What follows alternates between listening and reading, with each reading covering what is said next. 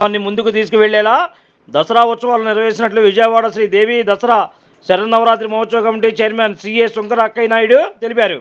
విజయవాడ శ్రీ దేవి దసరా శరన్నవరాత్రి మహోత్సవ committee ఆధ్వర్యంలో పెన్నమనేని polyclinic రోడ్లోని Siddhartha hotel management కళాశాల గ్రౌండ్లో మంగళవారం మీడియా సమావేశం నిర్వహించారు. ఈ సమావేశంలో దసరా శరన్నవరాత్రి ఉత్సవాలకు సంబంధించిన బ్రోచర్ను కమిటీ చైర్మన్ శంకర అక్కయ్య నాయుడు, ఉపాధ్యక్షుడు డాక్టర్ చదురువాడ నాగేశ్వరరావు కమిటీ సభ్యులు ఆవిష్కరించారు. అనంతరం వారు మాట్లాడుతూ గత ఏడాది అద్భుతంగా ఉత్సవాలు నిర్వహించామని, ఈ ఏడాది కూడా దుర్గమ్మ ఆశీస్సులతో అందరూ బాగుండాలనే మంచి సంకల్పంతో ఉత్సవాలు నిర్వహిస్తున్నామన్నారు. ఇంద్రకీలాద్రిపై దుర్గమ్మ దర్శనానికి వెళ్ళలేక ఇబ్బందులు పడుతున్న భక్తులు ఇక్కడ 9 రోజులు దుర్గమ్మను దర్శించుకొని ఆశీస్సులు పొందేలా ఏర్పాట్లు చేశామని చెప్పారు. 36 జంటలు ఏకకాలంలో శతచండీ హోమం జరుపుకునేలా యోగశాలలు నిర్మించుకున్నామన్నారు. ఈ దసరా మహోత్సవాల్లో భాగంగా శతచండీ హోమం, శాంతి కళ్యాణం, కుంకుమార్చన, సామూహిక లలితా సహస్రనామ పారాయణం, దశ విధాహారతులు నిర్వహించినట్లు తెలిపారు. శరన్నవరాత్రి మహోత్సవ కమిటీ విజయవాడ ఆధ్వర్యంలో చేపడుతున్న శ్రీ దసరా మహోత్సవాలు విజయవాడకు మంచి ఆధ్యాత్మిక శోభను తీసుకొస్తుందని, సామాన్య భక్తులు సైతం చండీ హోమం, కుంకుమార్చన లాంటి మహోన్నత కార్యక్రమాల్లో పాల్గొనేందుకు కమిటీ వారు ఏర్పాటు చేశారని తెలిపారు. ఈ కార్యక్రమంలో కమిటీ జనరల్ సెక్రటరీ వైట్ల కృష్ణప్రసన్న, కార్యక్రమ బ్రహ్మ రాళ్లపల్లి పవన్, ఆర్గనైజింగ్ సెక్రటరీ కొల్లి హారిక, కార్యవర్గ సభ్యులు చారుగండ్ల రమేష్ బాబు మరియు ఇతర కమిటీ సభ్యులు తదితరులు ఈ కార్యక్రమంలో పాల్గొన్నారు. ఈనాటి ఈ కార్యక్రమానికి విచ్చేసిన మీడియా సోదరులందరికీ కూడా పేరున మా హృదయపూర్వక నమస్కారాలు తెలియజేస్తూ, మరి మా కమిటీ ఒక కుటుంబంలాగా ఈ గ్రామం అంటే ఈ నగరం విజయవాడ నగర ప్రజలందరూ కూడా సుభిక్షంగా, సుఖ సంతోషాలతో, ఆయురారోగ్యాలతో, అష్టైశ్వర్యాలతో, భోగభాగ్యాలతో వర్ధిల్లాలని, సనాతన ధర్మాన్ని వ్యాప్తి చేస్తూ హిందుత్వాన్ని ముందుకు తీసుకెళ్లాలని, మంచి చేసి అందరికీ కూడా సాయపడాలనేటటువంటి మన హిందూ ధర్మం చెప్పిన విధానం ప్రకారం ఇక్కడ విజయవాడలో వేంచేసి ఉన్న అమ్మ దుర్గమ్మ తల్లి నిండు ఆశీస్సులతోటి ఇక్కడ శరన్నవరాత్రులు జరిపించాలని చెప్పి తలపెట్టడం, లాస్ట్ ఇయర్ అద్భుతంగా కార్యక్రమం జరగటం మనందరం చూసాం.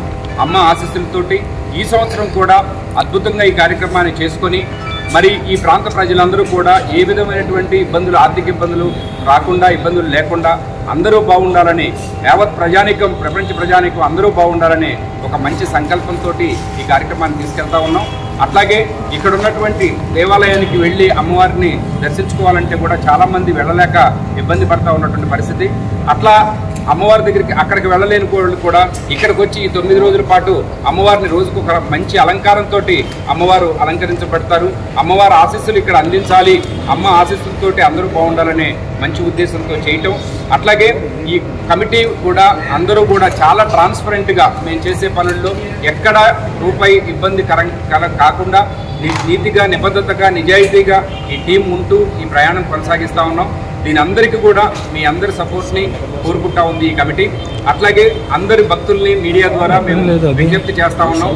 యావత్ ప్రజానికి అందరూ కూడా వచ్చి అమ్మవారి ఆశీస్సులు పొంది అమ్మవారిని దర్శించుకొని తీర్థప్రసాదాలు తీసుకొని వెళ్ళవలసిందిగా మీడియా ద్వారా మేము అందరినీ వేడుకుంటున్నాం.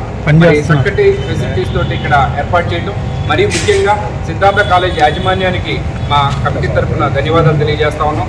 దాదాపు ఎకరం 64 సెంట్లు స్థలంలో ఇంత మంచి నిర్మాణం చేసుకుని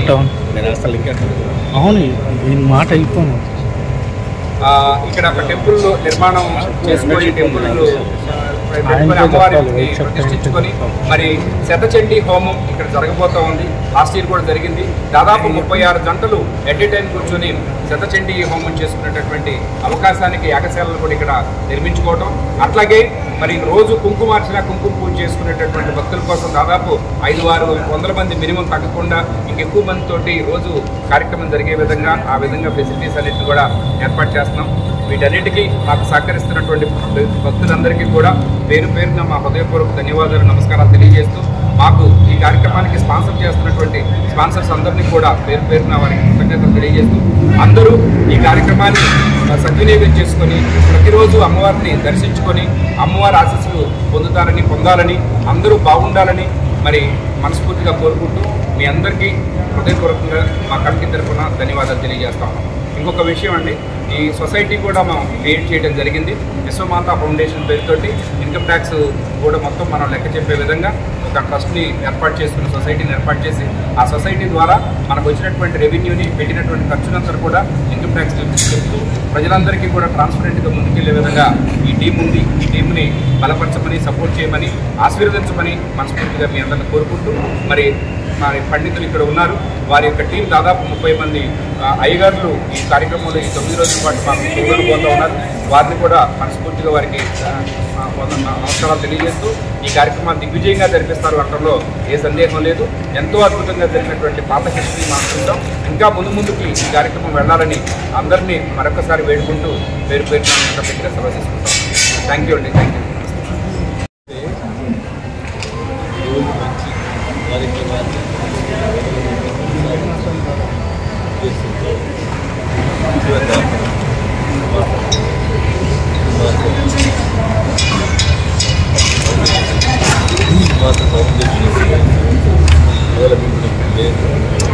ఆథెంటిక్గా ఉండాలని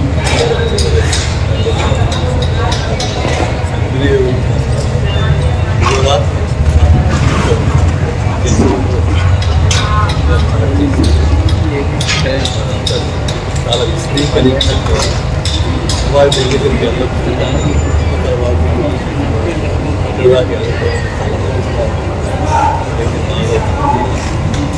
వెళ్ళడం దాదాపు 80,000 పైన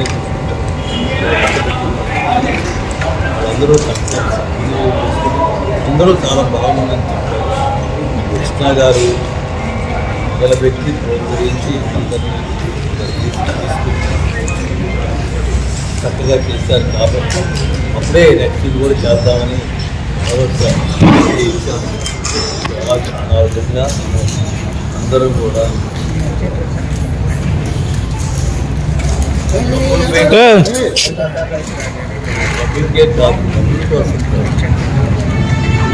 అందరూ సనాతన ధర్మం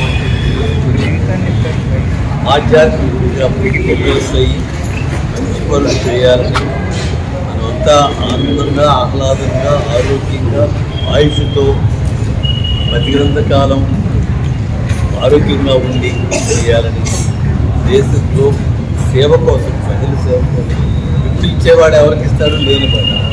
లేని వాళ్ళని కూడా ఉద్ధరించాలని వాళ్ళకు కూడా ఈ ఆధ్యాత్మిక శక్తి వాళ్ళు కూడా పైకి వస్తారని కార్యక్రమాలు ప్రక్రియలు చేసుకోవాలి. ఇవాళ చెప్పండి, పక్కన వాళ్ళు చెప్పండి,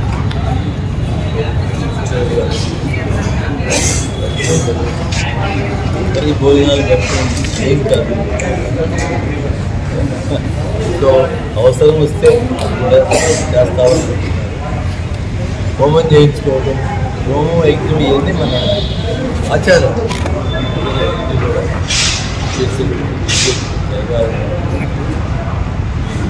అందరికీ తెలిసేది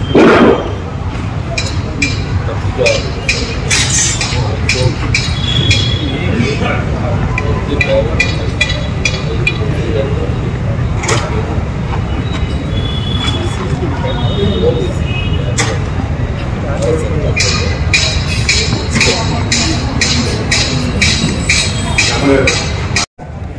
సర్వస్వరూపే సర్వేశే సర్వశక్తి సమన్వితే భయేభ్యస్త్రాహినో దేవి దుర్గే దేవి నమోస్తుతే.